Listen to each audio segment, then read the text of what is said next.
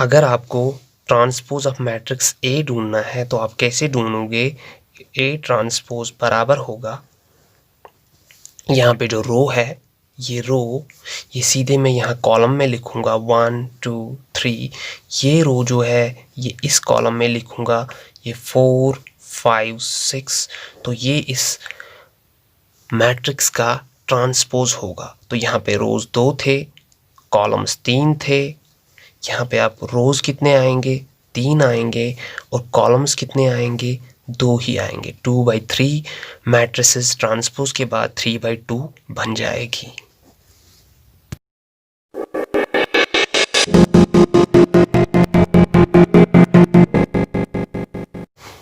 Hello दोस्तों, आज हम बात करेंगे मैट्रिसेस की। ठीक है, मैट्रिक्स क्या होता है? जब भी कोई डाटा हम रेगुलर कॉलम्स और रोज़ में सेव रखते हैं उसको हम मैट्रिक्स बोलते हैं। 1 2 3 4 5 6 7 8 9, जैसे मैंने ये लिखा। ठीक है, तो यहाँ पे कुछ रोज़ आए, कुछ कॉलम्स आए। ठीक है, तो कॉलम्स 3 आए, रोज़ 3 आए। ठीक है, तो ये जो डाटा जो हम अरेंज करते हैं रोज़ और कॉलम्स में, इसी को हम मैट्रिक्स बोलते हैं। ठीक है, ये किस लिए यूज़ होता है? जब बहुत सारा डाटा होता है जिसमें रोज़ 1000 होते हैं, कॉलम्स 1000 होते हैं, उनको सम और एडिशन करना होता है, तो उसके लिए हमें ये मैट्रिसेस यूज़ होते हैं। आपने सेट्स पढ़ा होगा।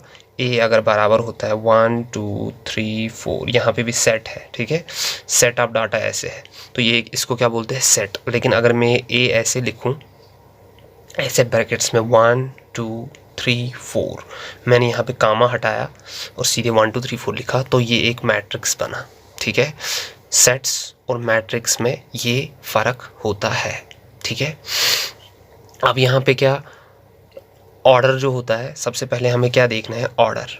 जो मैंने बात की ऑर्डर की, तो ऑर्डर क्या होता है? अगर मैं अभी देखूँ, एक मैट्रिक्स लेता हूँ मैं 1 2 3 4। ठीक है, तो इसमें क्या होता है? रोज़ और कॉलम्स होते हैं। रोज़ होते हैं ये जो इस साइड में, तो अगर इसका रो देखें तो सिर्फ एक ही रो है। अगर इसके कॉलम देखेंगे तो ये एक कॉलम हुआ नीचे की तरफ, दूसरा कॉलम, तीसरा कॉलम, फोर्थ कॉलम। तो इसके कॉलम कितने हैं? 4। तो हम इसका ऑर्डर लिखते हैं 1/4, मतलब एक रो और 4 कॉलम। पहले रो आता है फिर कॉलम आता है। अगर मैं और एक ऐसे लिखूं b इक्वस टू 1 2 3 4, अगर मैं यहाँ पे रो की बात करूँ, ये है एक रो और ये है 2 रो, ये हो गया 2। अगर कॉलम की बात करूँ, ये है एक कॉलम और ये है दूसरा कॉलम, ये हो गया 2। तो ये मैट्रिक्स जो है 2/2 ऑर्डर की है। ठीक है, सबसे पहले हम ऑर्डर की बात करते हैं। जैसे 1/4 ऑर्डर की है, रो 1 है, कॉलम्स 4 है, यहाँ पे रो 2 है, कॉलम्स 2 है। ऐसी अगर मैं एक तीसरी मैट्रिक्स ले लेता हूँ 1 2 3, तो यहाँ पे अगर देखेंगे रो 3 है तो 3 रोज़, कॉलम एक ही है, 1 कॉलम। ठीक है, तो पहले रोज़ लिखते हैं फिर कॉलम लिखते हैं। ये हमेशा ऐसे ही लिखना है, उल्टा नहीं लिखना है, फिर ये बराबर नहीं आएगा। उसके बाद हम बात करते हैं, ये तो था ऑर्डर। ऑर्डर मतलब कि मैट्रिसेस किससे बनती है? ऑर्डर से। ठीक है, सबसे पहला, दूसरा, तीसरा, चौथा। ठीक है, तो रो कितने हैं, कॉलम कितने हैं, इसका ऑर्डर उसी से पता चलेगा। तो ये मैट्रिक्स बनी। अब दूसरी बात होती है इसकी पोजीशन की। पोजीशन मतलब कि इसमें जो हर एक नंबर है वो किस पोजीशन पे है। जैसे मैं अभी लिखूँगा 1 2 3 4 5 6 7 8 9, यहाँ पे मैंने एक मैट्रिक्स एक बनाई। ठीक है, अब मुझे पता है इसमें रो तो 3 है, कॉलम भी 3 है, मतलब कि ये 3/3 मैट्रिक्स है। रो 3 है, कॉलम 3 है। ठीक है, लेकिन इसमें क्या है, हर एक की पोजीशन हमें देखनी है। अगर मैं 1 की पोजीशन देखूं तो ये रो किस में? फर्स्ट रो में है और फर्स्ट कॉलम में है। तो ये मैं कैसे लिखता हूँ? 1 इक्वस टू 1, मतलब 1 की पोजीशन क्या है? 1 और 1, मतलब कि ये रो 1 है तो ये यहाँ लिखा, कॉलम 1 है तो ये यहाँ लिखा, ये रो हुआ, ये कॉलम हुआ। अगर मैं 2 की पोजीशन लिखूँगा, 2 की पोजीशन में कैसे लिखूँगा? ए, इसका रो कौन सा है? रो 1 है। कॉलम कौन सा है? रो 1 है, कॉलम 2 है, कॉलम 2 है। A1 2, इसका मतलब कि ये है 2। अगर मैं 3 का लिखूँगा, 3 का, तो मैं कैसे लिखूँगा, इसका रो कौन सा है, रो तो पहला ही है। कॉलम कौन सा है, कॉलम 1 2 और 3, कॉलम तीसरा है 1 3। A1 3 अगर मैं बोलूँगा तो ये किसकी पोजीशन हुई, 3 की। ठीक है। अगर मैं ऐसे ही किसी भी नंबर का लूँगा, 4 का ले लूँगा, तो ये कैसे आएगा, 4 का क्या आएगा, रो कौन सा है, रो तो अब दूसरा है, यहाँ पे आएगा A2, रो दूसरा है। कॉलम कौन सा है, कॉलम पहला है, तो 2 1 मतलब कि रो दूसरा है, कॉलम पहला है। ठीक है, तो ये इनकी पोजीशन हो गई। अगर मैं 5 का लूँगा, 5 का कैसे लूँगा मैं, रो दूसरा है, कॉलम दूसरा है, तो A2 2 मतलब कि रो दूसरा, कॉलम दूसरा, A2 2। अगर मैं 9 का लूँगा तो 9 का कैसे आएगा, रो कौन सा है, तीसरा है, ये आएगा A3, रो 3 है 9 पे, कॉलम भी 3 है, A33। ठीक है, A33, ये हुआ 9 की पोजीशन, तो ये मुझे 9 की पोजीशन मिली। अगर मैं इसको ऐसे लिखूँगा तो इसको ऐसे लिखते हैं, A11 A12 A13 A21 A22 A23 A31 A32 A33, तो ये हो गई पोजीशन।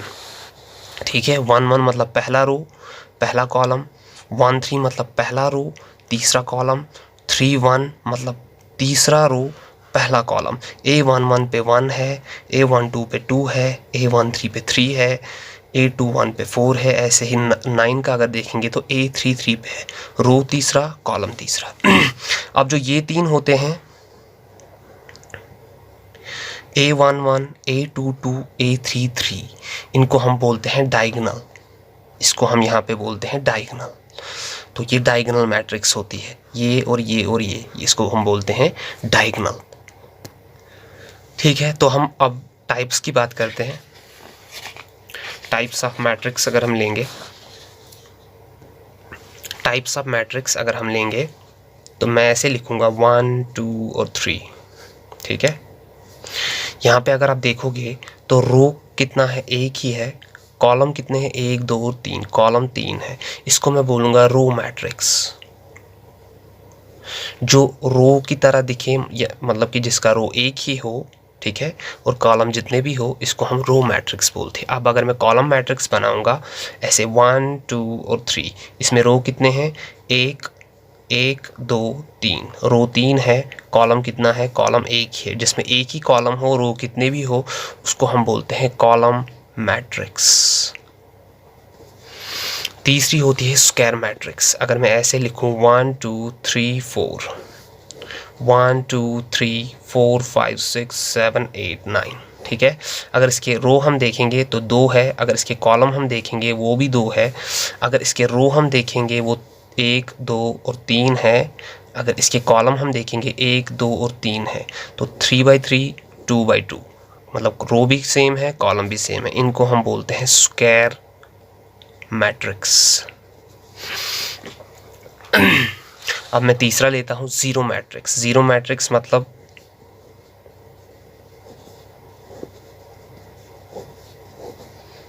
अगर हम कोई मैट्रिक्स लेंगे जिसका हर एक जो भी उसके रोज में कॉलम्स में जो भी आएगा वो ज़ीरो होगा, तो उसको हम बोलते हैं ज़ीरो मैट्रिक्स। यहाँ पे हर एक पोजीशन पे जो भी एलिमेंट है वो ज़ीरो होगा, तो उसको हम बोलते हैं ज़ीरो मैट्रिक्स। अब अगर मैं डायगोनल मैट्रिक्स की बात करूं, अभी तो मैंने आपको बोला था डायगोनल मैट्रिक्स, ठीक है। डायगोनल मैट्रिक्स मैंने आपको पहले भी बोला। अब मैं ऐसे लूँगा 1, यहाँ पे लूँगा 0 और 0, यहाँ पे लूँगा 0 1 0 0 0, मैं यहाँ पे फॉर एग्जाम्पल 2 लूँगा, यहाँ पे 3 लूँगा, 1 2 3, ठीक है। तो यहाँ पे क्या है, ये डायगोनल आया, बाकी जो बचा वो 0 है, ठीक है। डायगोनल के बगैर बाकी 0 है, तो इसको हम बोलेंगे डायगोनल मैट्रिक्स। अब मैं और एक डायगोनल मैट्रिक्स बनाऊंगा, लेकिन उसमें थोड़ी सी फ़र्क होगी। मैं ऐसे लिखूंगा 2 0 0 0 2 0 0 0 2। ये भी एक डायगोनल मैट्रिक्स है, लेकिन यहाँ पे क्या है, डायगोनल पे पोजीशन पे जो भी है वो सेम है, 2 2 2, यहाँ पे 3 3 3 4 4 4 कुछ भी होगा। तो ये जो मैट्रिक्स है, जो डायगोनल मैट्रिक्स होगी लेकिन जो यहाँ पे पोजीशन पे होंगे वो सेम होंगे, इसको बोलते हैं हम सेकुलर मैट्रिक्स। सेकुलर मैट्रिक्स याद रखना है, सेकुलर मैट्रिक्स। अब मैं और एक लूँगा डायगोनल मैट्रिक्स ही, 1 0 0 0 1 0 0 0 1। यहाँ पे डायगोनल पे जो है वो 1 है, यहाँ पे डायगोनल पे जो है वो 1 है, ठीक है। तो इसको क्या हम बोलते हैं, जहाँ पे डायगोनल्स में सिर्फ 1 ही हो उसको हम बोलते हैं यूनिट या आइडेंटिटी मैट्रिक्स। यूनिट या आइडेंटिटी मैट्रिक्स उसको हम बोलते हैं। अब मैं आपको और एक टाइप बताता हूँ, सिमेट्रिक मैट्रिक्स। सिमेट्रिक मैट्रिक्स क्या होती है,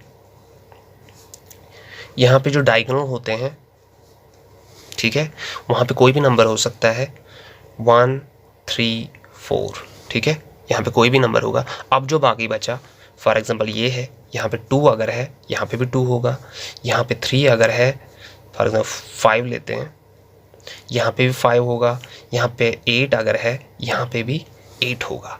इसको हम बोलते हैं symmetric matrix. Symmetric matrix. Symmetric matrix का मतलब क्या है, डायगोनल को छोड़ो, अब जो यहाँ पे है वो यहाँ पे भी होगा। यहाँ पे मतलब ये कौन सी पोजीशन है, ये है A1 row second column 1 2, A1 2। यहाँ पे कौन सी पोजीशन है, ये 2 पे, ये है A रो सेकंड है कॉलम फर्स्ट है। मतलब कि A12 और A21 ये जो होगा ये सेम होंगे, ये A12 है ये A21 है, ठीक है, समझ गए। रो कॉलम 1 2, कॉलम रो 2 1 ये सेम होंगे, तो इसको हम बोलते हैं सिमेट्रिक मैट्रिक्स। फॉर एग्जाम्पल मैं ये लूँगा, ये कौन सी पोजीशन पे है, ये है A, रो है 2, कॉलम है 3, A2 3। अगर मैं ये लूँगा, ये कौन सा है, ये है A, रो है 3, कॉलम है 2, A3 2, अगर A2 2 3 के बराबर है, ठीक है, तो हर एक यहाँ पे 3 2 3 3 2 के बराबर है, 1 2 2 1 के बराबर है, ये हो गया 1 3 3 1 के बराबर है। मतलब यहाँ पे 5 है, यहाँ पे 5 है, यहाँ पे 8 है, यहाँ पे 8 है, यहाँ पे 2 है, यहाँ पे 2 है। मतलब AIJ अगर AJI के बराबर है तो इसको हम सिमेट्रिक मैट्रिक्स बोलते हैं, ठीक है, समझ में आया। 1 2 2 1 के बराबर है, 2 3 3 2 के बराबर है, 1 3 3 1 के बराबर है, ये बीच वाले जो है ये जो भी हो इसको हम सिमेट्रिक मैट्रिक्स बोलते हैं। इसके बाद इसका आता है skew symmetric matrix. Skew symmetric matrix क्या है, मैं यही लूँगा 1 3 4, ठीक है, ओके। यहाँ पे अभी 8 था, यहाँ पे -8 लूँगा, ठीक है, यहाँ पे 5 था, यहाँ पे -5 लूँगा, यहाँ पे 2 था, यहाँ पे -2 लूँगा। आपको समझ आया होगा इसका मतलब क्या है। इसका मतलब ये है कि अगर ये A रो 1 है, कॉलम 2 है, और ये A कॉलम 2 है, कॉलम रो 2 है, कॉलम 1 है, अगर A21 और A12 एक दूसरे के नेगेटिव में हो, ठीक है, ये 2 है और ये -2 है, ये 5 है, ये -5 है, ये 8 है, ये -8 है, तो मतलब कि यहाँ पे क्या है, ये रो 3 है, कॉलम 2 है, ये रो 2 है, कॉलम 3 है, A23 और A32 अगर एक दूसरे के नेगेटिव में हो, A32 बराबर है -A23 के, 3223 के नेगेटिव में है, तो इसको हम बोलते हैं skew symmetric matrix. Skew symmetric matrix मतलब कि नेगेटिव में है, ठीक है, ये सिमेट्रिक मैट्रिक्स हुई। अगर यहाँ पे ये AJ के बराबर है लेकिन नेगेटिव है, माइनस है, तो इसको हम स्क्यू सिमेट्रिक मैट्रिक्स बोलते हैं। उसके बाद कौन सी आती है, ट्रायंगुलर मैट्रिक्स। ट्राइंगुलर मैट्रिक्स में आता है अपर ट्राइंगुलर मैट्रिक्स और lower triangular matrix. Upper triangular matrix और लोअर ट्राइंगुलर मैट्रिक्स क्या होता है, मैं लूँगा 1 2 3 0 4 5 0 0 6। यहाँ पे आपने क्या देखा, ये डायगोनल और इसके अपर साइड में जो सब है ये नॉन ज़ीरो है और यहाँ पे जो है ये ज़ीरो है। ट्रायंगल ये डायगोनल लेके बाकी सब नॉन ज़ीरो है, ठीक है। तो इसको हम बोलते हैं अपर ट्रायंगुलर मैट्रिक्स, ठीक है। अब अगर मैं ऐसे ही दूसरी लूँगा, मैं लूँगा 1 2 3 4 5 6 0 0 एंड 0। ये डायगोनल लेके ये जो नीचे का साइड सब नॉन ज़ीरो है और यहाँ का ये बचा हुआ ज़ीरो है, तो इसको हम बोलेंगे, यहाँ पे ये वाला साइड नॉन ज़ीरो है तो लोअर ट्रायंगुलर मैट्रिक्स इसको हम बोलते हैं। अब हम बात करेंगे singular and non singular matrix. Singular matrix क्या होती है, फॉर एग्जांपल मैं ए लेता हूँ 2 4 1 2, ये एक मैट्रिक्स है, ठीक है। अगर इसका डिटर्मिनेंट तो आप आगे पढ़ोगे लेकिन उसका बताऊंगा मैं अभी। अगर ये एक मैट्रिक्स है तो इसका डिटर्मिनेंट हम ऐसे डिनोट करते हैं, ठीक है। अगर इसका डिटर्मिनेंट 0 के बराबर आता है तो इसको हम सिंगुलर मैट्रिक्स बोलेंगे, ठीक है। अगर इसका डिटर्मिनेंट 0 के बराबर नहीं आता है, -2 3 4 नॉन ज़ीरो आता है, माइनस या प्लस, तो इसको हम नॉन सिंगुलर मैट्रिक्स बोलते हैं। फॉर एग्जांपल अगर मैं इसका ढूंढूंगा डिटर्मिनेंट, तो डिटर्मिनेंट कैसे ढूंढते हैं यहाँ पे आप थोड़ा सीख जाओगे। इसका डिटर्मिनेंट हम ढूंढेंगे, अभी 2 3 4 ब्रैकेट में था तो अब ऐसे लिखेंगे हम, ठीक है। अब इसको क्या करना है, मल्टीप्लाई एक दूसरे के साथ करना है। 2 को 2 के साथ, इसको इसके साथ, इसको उसके साथ, लेकिन इसको पहले इसके साथ देना है 2 × 2, फिर इसको इसके साथ देना है 1 × 4 या 4 × 1 जो भी आप लिखो, 1 × 4, बीच में माइनस आएगा।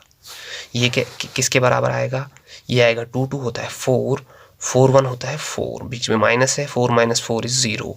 तो अगर ज़ीरो आया तो ये सिंगुलर मैट्रिक्स हुई। अब मैं और एक ले लेता हूँ, A बराबर है 2 2 5 2, ठीक है। अगर मुझे इसका डिटर्मिनेंट ढूंढना है तो मैं कैसे ढूंढूंगा, ये हुआ 2 2 5 2, इसका मतलब क्या है, इन दोनों को पहले देना है, इन दोनों को याद रखना है। ये कितना हुआ 2 × 2 माइनस फिर इन दोनों को 5 × 2, ठीक है। पहले इन दोनों को फिर इन दोनों को, बीच में माइनस। ये हुआ 2 2 होता है 4 -5 2 होता है 10, 10 में से 4 गए तो ये निकला -6, मतलब कि ये नॉन ज़ीरो है, ज़ीरो नहीं है। तो ये क्या हुआ, जब ज़ीरो नहीं होगा तो ये नॉन सिंगुलर मैट्रिक्स होगी, ठीक है। उसके बाद होता है ट्रांसपोज ऑफ ए मैट्रिक्स।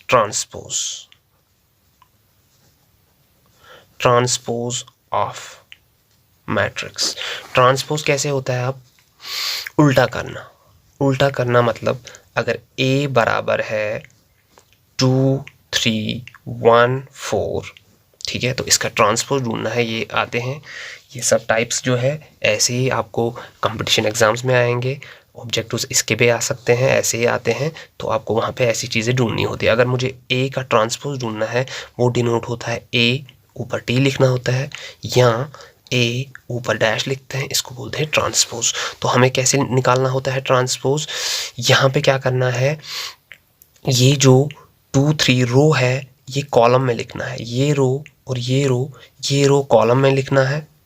ये 2 3 है, मैं ऐसे लिखूंगा 2 3, रो को कॉलम में कन्वर्ट करूंगा। ये रो है, इसको अब कॉलम में कन्वर्ट करूंगा। ये हुआ इसका ट्रांसपोज, ठीक है। लेकिन ये 2/2 थी तो ये 2/2 ही निकलेगी। 2/2 ऑर्डर की थी, 2/2 ऑर्डर की ही निकलेगी। अब अगर मैं और एक एग्जांपल लेता हूँ, A बराबर है 1 2 3 4 5 6, ठीक है। यहाँ पे पता है हमें रो 2 है, कॉलम 1, 2 और 3 है, ठीक है। अगर इसका ट्रांसपोज हमें ढूंढना है तो वो कैसे निकलेगा, AT ट्रांसपोज हम निकालेंगे। मैंने बोला रो क्या करना है, इसको कॉलम में भरना है। ये 1 2 3 है तो ये ऐसे 1 2 3 आएगा, ये 4 5 6 है तो ये 4 5 6 आएगा, ठीक है। तो यहाँ पे आपको क्या पता चला, ये रो कितने बचे 3, कॉलम कितने 2, ठीक है। तो ट्रांसपोज यहाँ पे कैसे हुआ, रो थे 2, कॉलम थे 3, यहाँ पे अब रो 3 आए, कॉलम 2 आए, तो इसका जो है ऑर्डर पूरा चेंज हुआ। इसी को हम बोलते हैं ट्रांसपोज। मुझे लगता है आपको मैट्रिक्स के सारे टाइप्स समझ में आए हैं। तो इनमें से बहुत से टाइप्स आते हैं एग्ज़ाम्स में, तो आपको समझ आया होगा। अब हमारा बचा सम ऑफ मैट्रिक्स और मल्टीप्लिकेशन ऑफ मैट्रिक्स, वो नेक्स्ट वीडियो में मैं आपको सिखाऊंगा। Thank you.